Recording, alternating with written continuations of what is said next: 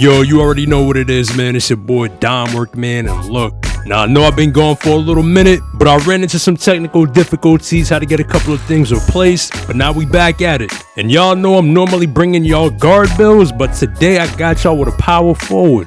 Now, if you're like me and you play a lot of random rec, you know that one of the main problems in there is spacing. You'll have guards that can't stand still and just get in everybody's way, and on top of that, you're gonna have them paint-sitting bigs that make it impossible to score at the rim. And at the end of the day, if nobody on your team can attack the paint, you become much easier to guard as a team. So with all that in mind, I tell myself every year, I'm gonna make myself a stretch big, space the floor out, try to make it easier for my teammates, and hopefully pick up some easy dubs.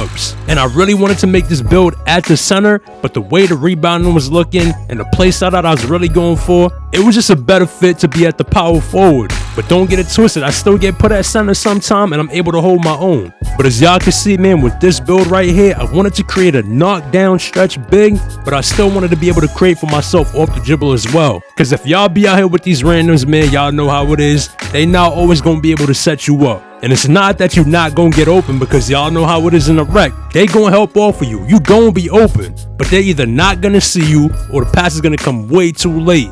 And listen, I made a big man with no playmaking in 2K23, and I'll never do that again. That was a big mistake. And I kept that experience in mind when I was making this build right here. So as you can see, it can pretty much do a little bit of everything. And when you have that kind of versatility at the power forward or the center, a lot of these dudes ain't equipped to deal with that. And with this build, the possibilities are truly endless, because look, one play I could be posting you up, hitting you with a post fade. Next play I'm gonna spot up in the corner. Play after that I'm gonna come up and set a screen, pick and pop, pick and roll. I mean, look at this. I'm grabbing the board, going all the way with it, pull up jump shot. And as y'all can see, it's not only an offensive juggernaut, because I'm out here playing D as well. And a lot of players tend to try me on this build because look, he looks a little scrawny. He don't look like he got no strength or no defense on him, but I'm gonna tell you right now, the more you fuck around, the more you're gonna find out. And it's really that simple, man. But look, I've been having a blast on this build, so I'm gonna get in the build to show y'all how I made it, and of course I'm gonna give y'all the SIGs and all that too. Now, like I said, I made my build at the power forward. I know it says center right there, but you want to make him a power forward, 7 feet tall, 223 on the weight, 7-foot wingspan. Now, when it comes to the finishing on the build, we're not going to get too crazy with it, because like I said, this is primarily a shooting big, but I don't like being too predictable and putting myself in a box. So not only did I want to be a reliable pick and pop threat, but I also wanted to be able to finish reliably on a roll. So as you can see, we're going to go with an 80 driving layup, a 55 driving dunk, 55 standing dunk as well, and a 92 post control.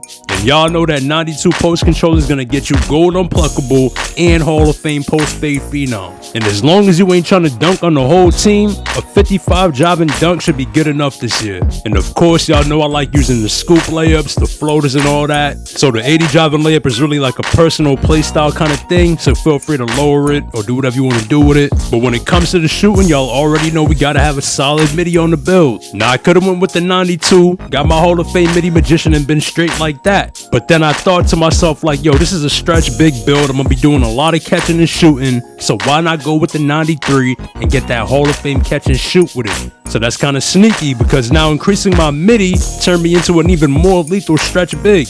And listen, for the 3-ball, we not going with no 76 or no 79 or nothing that these dudes are calling themselves a stretch big with. We going with an 86. We not missing. Because look, now you got open looks on Hall of Fame, catch and shoot on Hall of Fame, corner specialist Hall of Fame, limitless range on bronze and all that. So yeah, you could call it a stretch big, but really I just call this build a 7-foot sharpshooter, man, to be honest with you. So if you find yourself missing on this build, you probably just need a new jump shot. But like I said, at the end of the video, I'm gonna give y'all all the SIGs and the jump shot that I'm running on this build. Now, if it's one thing I really despise in 2K, it's playing with centers or bigs that don't have any pass accuracy on their build.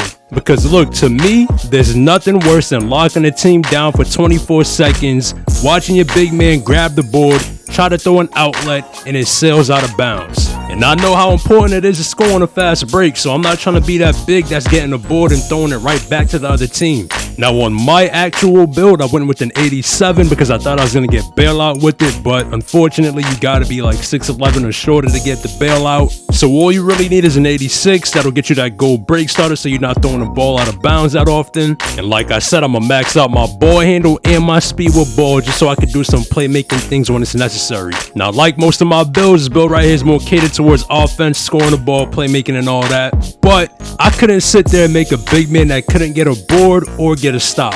And that's why for me this build is so fun to play on, because I feel like it's really elite on both ends of the floor. Now don't get me wrong, I'm not saying you can't get bullied by some of the bigger and stronger centers, but you will be able to hold your own out there. And of course, I have had games where I went up against dominant inside bigs, and you know they getting their twos and all that, and that's cool. But on the other end, I'm getting threes up, so it doesn't even matter. And that's really how you gotta look at it, because if somebody's build is so dominant inside that I can't stop them, they probably don't have any perimeter defense on their build. So naturally, they're not gonna wanna come out there and guard the 3-point line, so somebody's gonna be open, even if they're playing the zone. And if they wanna center their offense around bullying for 2 points and we're getting threes, you can do the math. And like I always say, I'm gonna give y'all the disclaimer. I'm not saying this is the best big man build. I'm not saying it's the worst big man build. But this is what I came up with to fit me and my own personal play style and what I'm trying to do out there on the court.